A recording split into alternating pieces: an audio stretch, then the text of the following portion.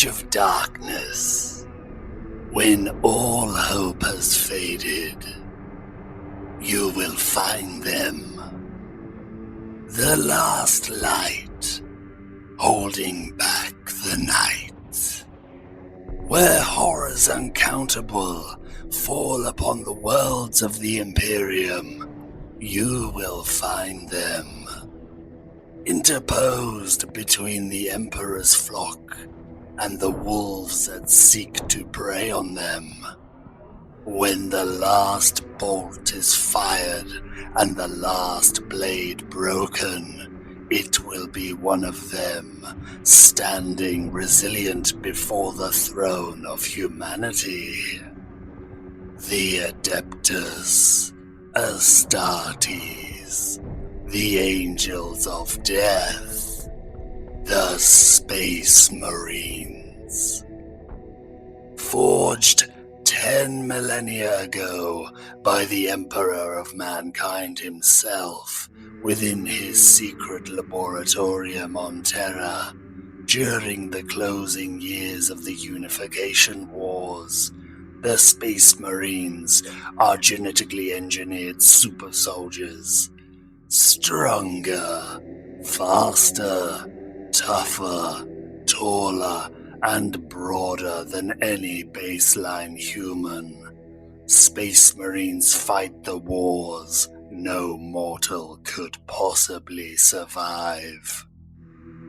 Utilizing the genetic material of the Emperor's own sons, this gene seed, implanted within a young mortal male, will transform them into a 7-foot-tall transhuman weapon of eternal war.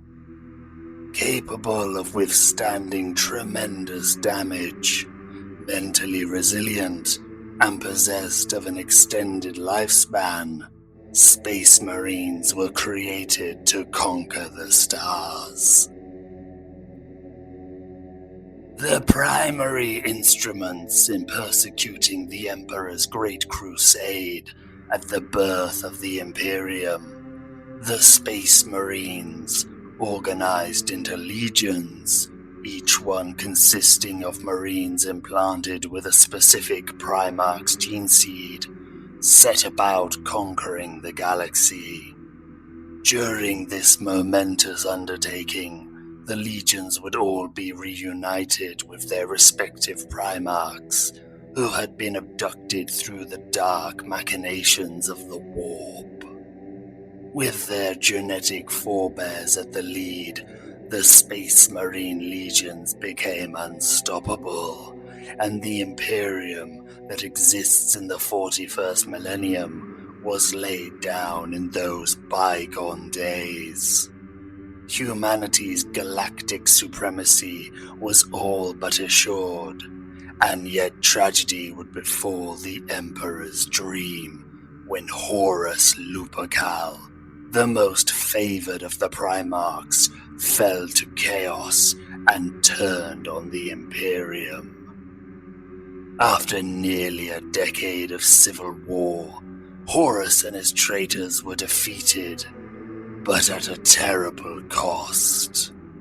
The Emperor was mortally wounded and interred upon the Golden Throne. The Imperium lay in ruins, and much of what had been gained was irretrievably lost. Rabute Gilliman, Primarch of the Ultramarines, would assume leadership of the wounded Imperium and begin its restoration. Part of this included the disbanding of the Legiones Astartes and their reconstitution into chapters of 1,000 Marines. Hugely diminished in scale and might, the Space Marine chapters would watch and protect over the vast territories of mankind's interstellar realm. Mostly reactive, and often coordinating with the soldiery of the Astramilitarum, the Space Marines have acted as a rapid response strike force for the last 10,000 years. Despite their tenacity and strength of will, the Space Marines have suffered immensely in that time.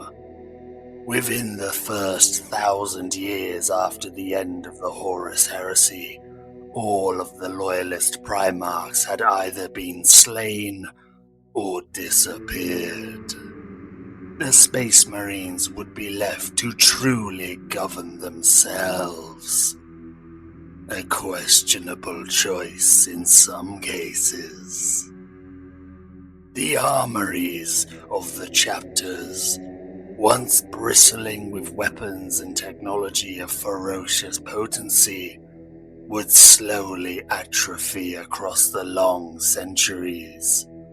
Various marks of power armor, weaponry, and vehicles have become so few in number or so difficult to manufacture, they are all but lost.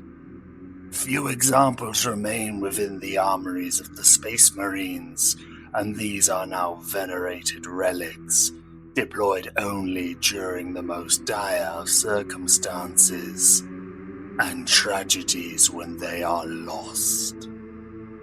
Besieged from without by threats that grow in number and power, the Space Marines cannot even rely on their own superior physiology to see them through the darkest days of the 41st millennium. Over 10,000 years of genetic drift has seen the once pure gene seed of the chapters mutate. Whole chapters have succumbed to genetic instability, their failing gene seed no longer viable and creating only monsters or outright killing the aspirant.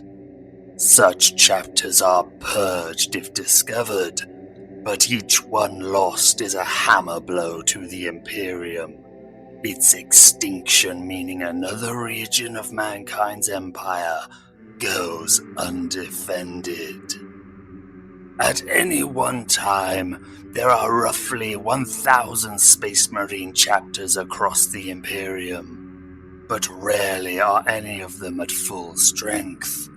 The process of selection, screening, training, and implantation of new recruits is an arduous process. More fall during this period than succeed, and slowly the toll of constant warring starves the Space Marine chapters. High fleets, Orquars, and the accursed Black Crusades can devastate a chapter wholly, and in the case of one so ravaged that a mere handful of battle brothers remain, it may well be they are folded into another chapter of their bloodline, or permitted to take the Black and join the Death Watch alien hunters. A tragic end for such noble warriors to be stripped of their heraldry and heritage. A fate that becomes more common with every passing year. With a galaxy of horrors bearing down on the Imperium and the Space Marines as a last line of defense, the weight of duty can overwhelm those with doubt in their heart.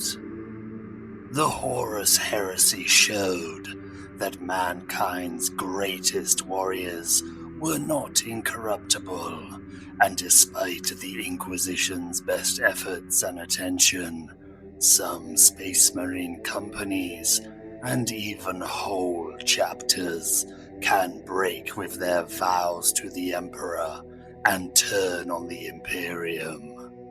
When this happens, whole sectors of space can descend into anarchy and bloodshed. A renegade chapter is a dire problem, but a chapter that succumbs to the temptations of chaos is a calamity. No longer governed by the strictures of the Codex Astartes and infused with the power of the warp, these heretic chapters become warbands.